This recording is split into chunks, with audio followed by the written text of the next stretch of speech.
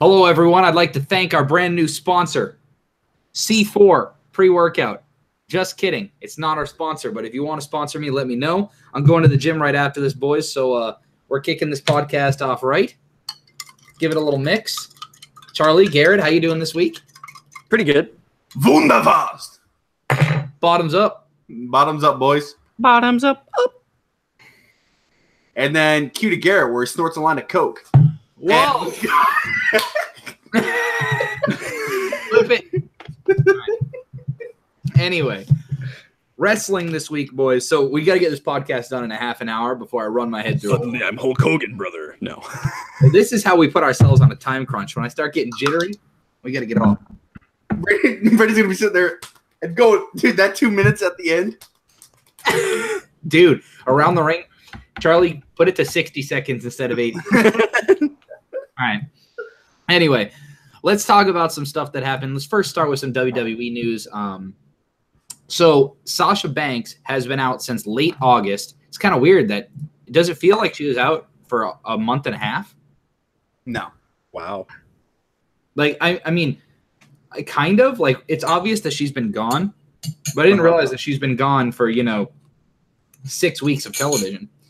And so a report came out recently through many news outlets that Sasha Banks just straight up left, pulled a Neville, walked out of the building. The first report that it was an injury, but WWE has been very hush-hush about what's going on with Sasha Banks. And there's a report coming out. It could possibly just be that it's speculation and that since WWE is trying to be quiet about it, that it's weird. So one of two things is happening. Either Sasha Banks is coming back at Evolution and it's supposed to be a surprise, so WWE is trying to stay hush-hush, or this wasn't really an injury at all, or if it started as an injury, then there's a deeper reasoning why Sasha Banks hasn't been back. Garrett, what do you think? Where do you, if you were a betting man, where would you put your money? I would say, I mean, she works I don't know how hard of a schedule she works. I don't know how many live events she's usually at, but by the way that they were talking about it, her not being scheduled for live events is obviously an abnormality. So it's strange because I want to say she probably wouldn't walk out like that, but at the same time, I don't know because it's a rigorous schedule and I feel like it beats you down. I mean, you can look at people like Angle who obviously just needed a break too, but they worked it in, so, but I don't know. I guess she could have done that. I like to think Sasha is more, professional than that than to just walk out, but I don't know. Yeah. I mean, Charlie, Garrett made a great point. You'd think that Sasha Banks has enough goodwill in WWE where if she just came up to them and said, hey, I need to take a month off, that they would have wrote her off TV and let her have a month off and then come back for Evolution. But since they're being so quiet about it, do you think that that's kind of suspicious? Yeah, I like the way you proposed that before. If you were a betting man, that was good. Yeah, I think she's just frustrated. Think about it, man. Her main roster run has not really been what you'd think it would have been if you were a betting man back in NXT. She was the most promising one out of all of them, right? She got stuck with Alexa Bliss, who she hated working with, and then when Bayley finally came up, they did nothing with her. Out of all her title reigns, she's never had a successful defense. I'm sure that digs at her. I'm sure it does with how hard of a hardcore wrestling fan she is. And, I think I do believe that she said, you know what, I need a break, and she dipped. Maybe they proposed her at Evolution, they do some angle, and she was like, you know what, this isn't worth it anymore. I need a break. Yeah, look who she got called up with, Charlotte and Becky Lynch, who are in what should be the main event for the Evolution pay-per-view. But like, if you are Sasha Banks, you've been wrestling for years and years. You've never taken a break. Becky Lynch took 8 years off of wrestling. She quit wrestling and came back to it. And Charlotte Flair just got opportunities just because she's Ric Flair's daughter. And if you're Sasha, that really digs at you. And then to put it with what you said about never having a successful title defense, multiple of those losses basically just being the middle person so that Charlotte Flair can get to 17 world title reigns, because that's what they want to do with her, obviously. Yeah. That sucks. Dude, even this week when they were hyping up, I want to say Trish's 7 title reigns, in my head, I'm like, Charlotte's got to be close to that. I mean, she's at 5 or 6. You count NXT, she's probably at 7. Yeah. Well, you got to go back. Sasha's up a little higher too, because they were kind of leapfrogging the title for a bit. No, she's got 4 title reigns with 0 defenses. Yeah, that's crazy. That's I mean, rough. they were hot shotting it for a while. Now, this isn't necessarily news, but it's out of WWE. And Charlie, you've really been enjoying New Japan and really just indie scene in general as of late. Bullet Club just got 4 brand new members on the OG side of things. So fill us in first. Who's the leaders of the OG side, so that the viewers know who we're talking about, and then who ended up joining? Yeah. So just a quick catch up. Bullet Club pretty much split, right? You got the elites and you got the OGs. Elites are your more American side, except for Takahashi and Omega. Right. So that's what I'm saying, because when I prefaced it, remember, guys, this isn't people joining Kenny Omega. Yeah, no. So 4 people joined the OGs. The biggest one being Jay White, who joined with Ghetto and I want to say Jado. I haven't seen him. And so those 3, they were all in Chaos. They turned on Okada, joined Bullet Club OGs, and then they recruited Robbie Eagles, who is an up-and-coming star. I mean, this is really cool for him. I mean, this guy is relatively unknown, and he has never been I don't think he's been in Japan, especially for more than 2018, if he ever has. And he joined to be in the tag league with Ishimori, which is the Bullet Club OGs. Bone Soldier, the new one. So he got a lot of hype. So, I mean, 4 people. Soldier, huh?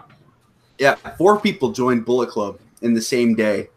And that has not happened since it started. Literally. Well, we were talking about this beforehand, and Garrett, I'll throw it to you in a second. Before we went on, we were talking about how Bullet Club, it seems like it's kind of going downhill a little bit. It was going down, and Kenny Omega and the Young Bucks were kind of keeping it afloat, but they weren't necessarily raising it. And then when Cody Rhodes got on Bullet Club, it was such a great symbiotic relationship, like Venom. Great movie, go see it. It was such a great symbiotic relationship between Cody Rhodes and the Bullet Club. They helped each other out great, and so the elite side, is looking really strong. But people that have been following the other side of Bullet Club, it's getting a little stale. It's kind of nice that they were able to spice things up, right, Garrett? Yeah, I mean, I guess here's the thing. It's like, one of the things we were talking about is like there needs to be a single person that like comes in and kind of reignites things, because the only thing I could really see, and I'm assuming they're already kind of going with this, is the idea that the OGs and the elite kind of constantly feud with each other over who's the real Bullet Club, Yep. Meaning, if the angle they're going with is they're going to the other indie promotions and they're finding people and kind of building an army to fight each other, that could be a whole New Japan show, where it's just all the different people that they've gone and found have matches with each other and there's titles on the line, that would be cool, but that may not be what they're doing. But, if that's the way they're going with it, I think this could reignite things for sure.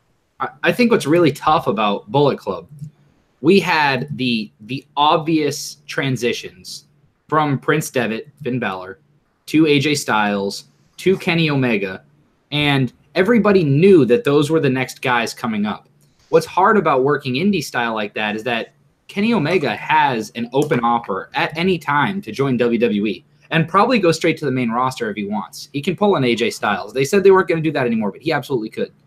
And so right now, there are multiple people that we can tell maybe they're grooming them to take over. Once Kenny Omega, we're assuming he's probably going to go to WWE to make his money at some point. That's kind of what happens with everyone. They get all of their matches out of the way that they want to get out of the way, and then it's like, you know what? Go to WWE, make that money, boy. And so right now, Charlie, give me the top 2 or 3 guys who you could see Bullet Club being groomed for either OGs or elites that you think could be that next guy that could grow into that star and turn on Kenny Omega? Yeah, definitely. I missed part of your question from before when you asked who's the leader of the OGs. That is Tama Tonga, the guy everyone says looks like Roman Reigns. Yep. And he created that split pretty much.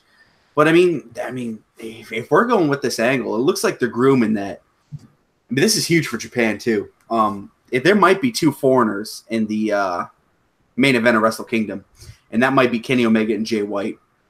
Jay White is, I mean, it's you can see the writing on the wall. I mean, this guy is next up.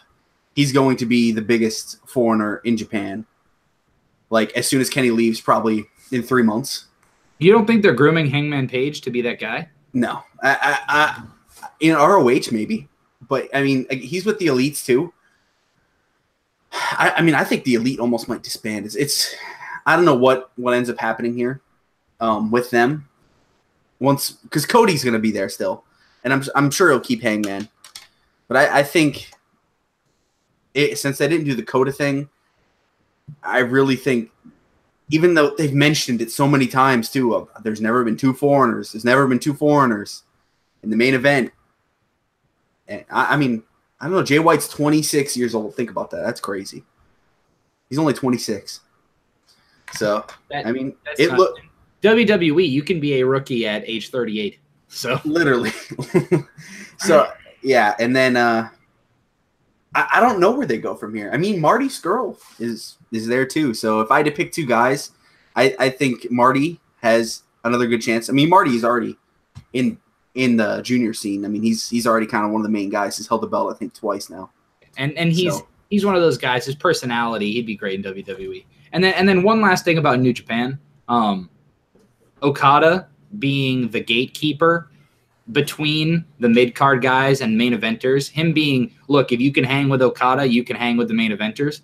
I love that spot for him because he was champion for so long. He's always going to have that credibility. So if you even face Okada, if you even get to wrestle Okada at this point, you're seen as a credible threat to the title, which is great, even though Okada's not the champion. So, all right, let's talk about some of our favorite segments of the week. I'll start off this week. I thought, well, first of all, Raw and SmackDown, both solid shows. Raw might have been the best Raw of the year.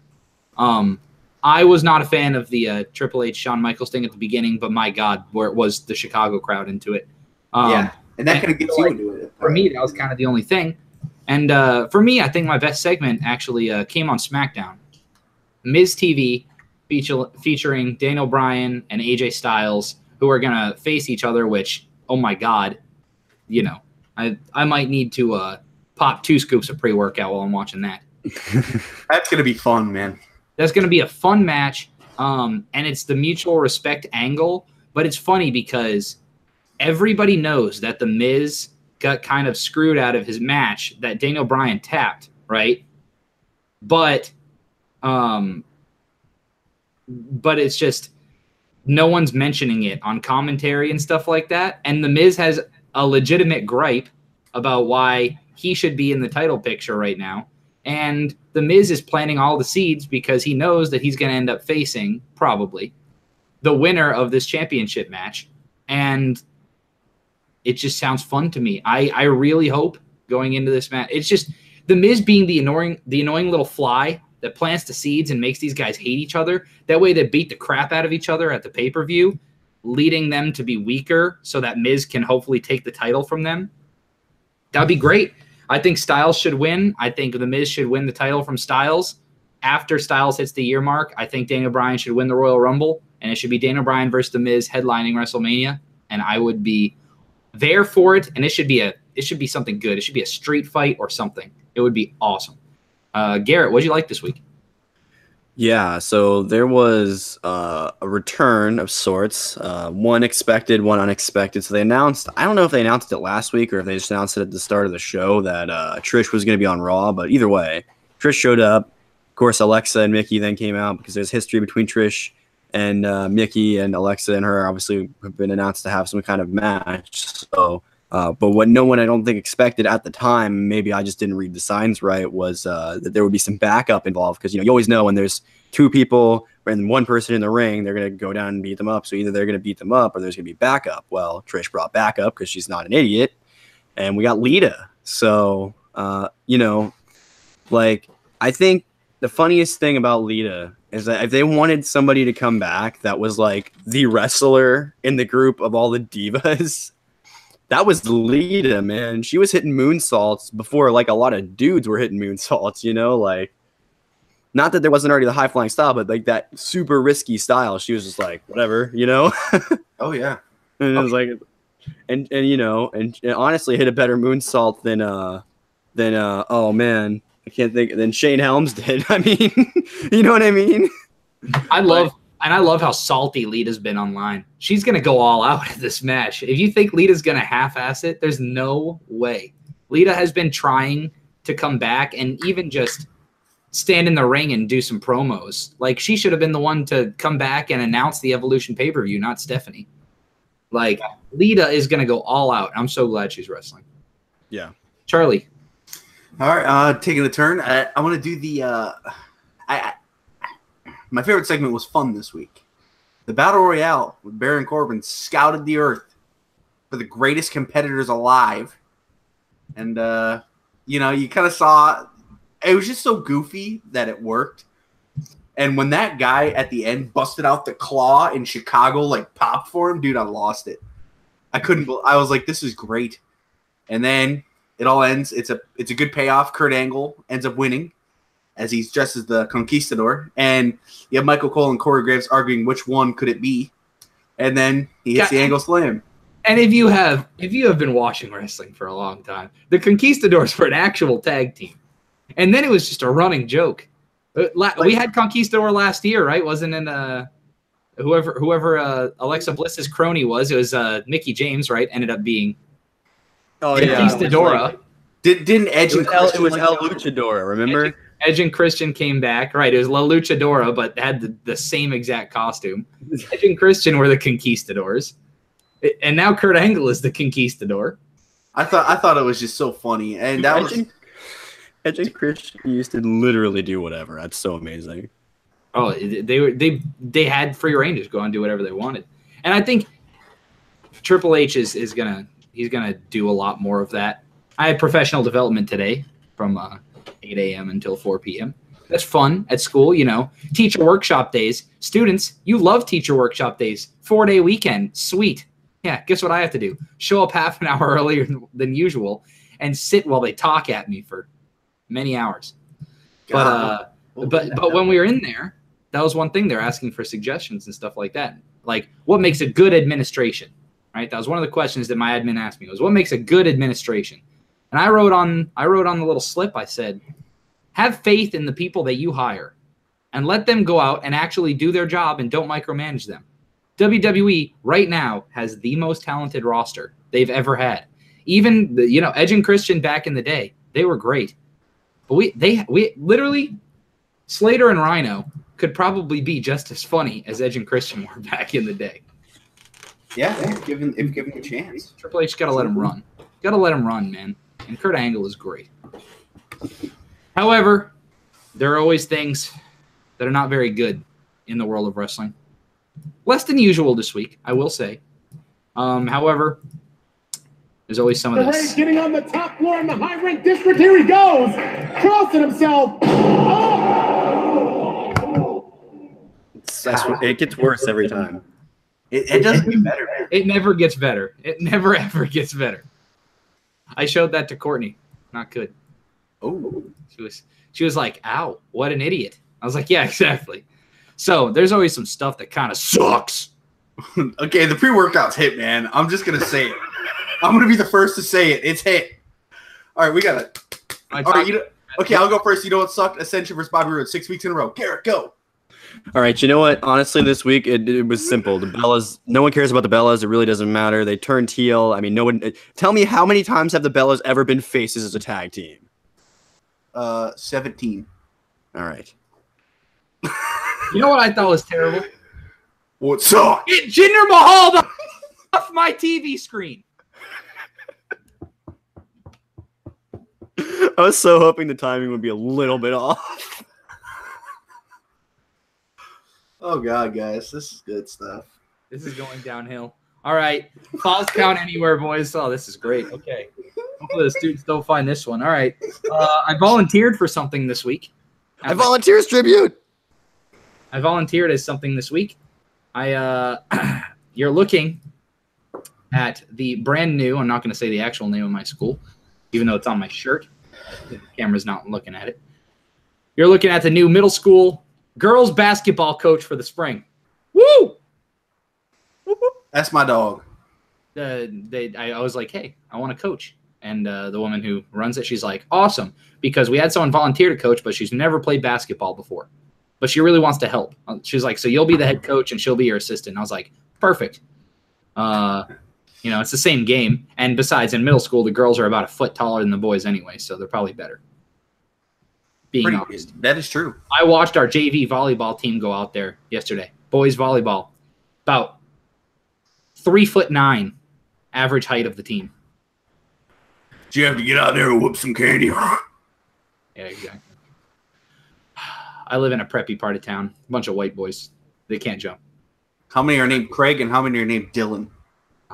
They do have a Dylan on the team. No Craigs, though. No Craigs. No Brads or Chads either. To my Is there an Eric? There is a Merrick.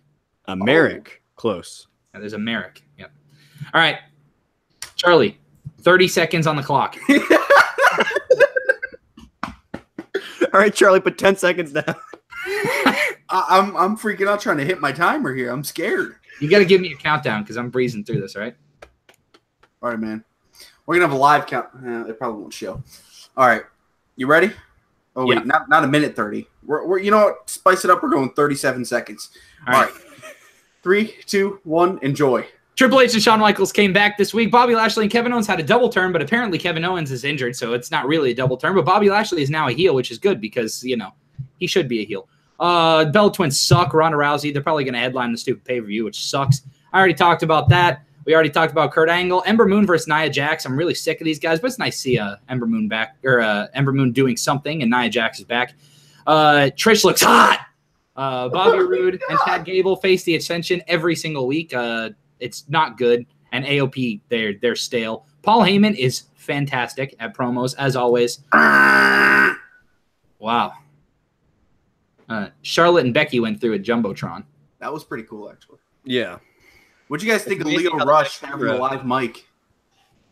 I thought that I didn't realize they were doing a turn, so I thought that I was like, oh my God, they're idiots.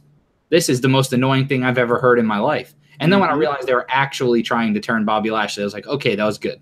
Same. I had the exact same thoughts. Lashley, boo. I know. So and it was Chicago. They knew they were getting that reaction, hopefully.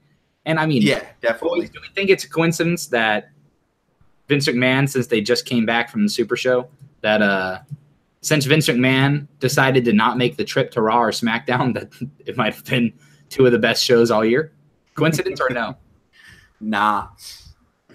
Oh, also, it's all Americans in the World Cup, the way it should be. Yeah, I mean, why call it the World Cup then? I mean, I think everyone got their excitement when they heard World Cup. They're like, oh my God, this is going to be cool. Oh, and then one other thing, I know, timer's way done. Big Show looked really good in his return. Didn't win, got RKO'd, but that's fine. And I thought that Rusev and Aiden English, they might put on, they might surprise a lot of people. This might be a great program. I loved the ruthless side of Aiden English. It was actually pretty good. Yeah. Yeah, watching the mask kind of fold back once he's been finally caught. You know what I mean? Plus, did you guys notice the callback with Lana from 2 years ago? We talked about it on this podcast. What was it? 2 years ago, Lana and Rusev, they had a feud or they were in a feud. They must have been pairing up with someone against the New Day. Yeah. New Day made the joke during the election that Lana's Russian, so she's a hacker. Oh my God, you're right. Oh my gosh. And Lana hacked into Aiden English. The continuity is on fleek. Hey, there was no New Day this week. Oh, Good. Hey, people don't need to be there every week. Hey, NXT does that well. I think Randy Orton needs to start beating jobbers and punting them all in the head week after week. That's what he needs to start doing. U.S. Open Challenge, just punt jobbers. Yeah, what do you Nakamura and Rey Mysterio next week? Oh, let's tell the people we're going live Tuesday after SmackDown. Oh yeah, SmackDown 1000 next week. So we figure it's going to be a good show. Rey Mysterio's coming back. That is not the return that I'm most excited for, though. Evolution? No, the return on SmackDown 1000. Which one? I'm scared now. I don't know. You're the Marvel guy, Dave Bautista. Oh yeah, yeah. Corgan Meek. Evolutionist, dude. I saw a Corgan Meek Funko Pop bottle. wait a minute. He's the Marvel guy?